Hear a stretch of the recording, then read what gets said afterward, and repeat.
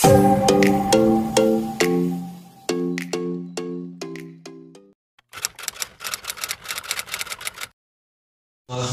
wabarakatuh.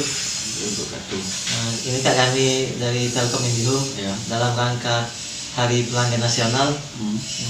Kami ingin menanyakan kepada Kakak pesan dan kesan terhadap IndiHome seperti apa, Kak? Kalau boleh tahu.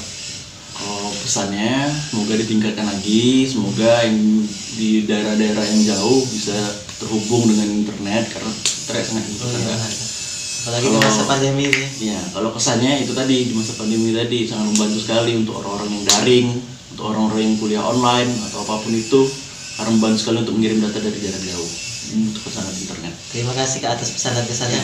Ini kami ada souvenir dari IndiHome. Silakan terima kasih.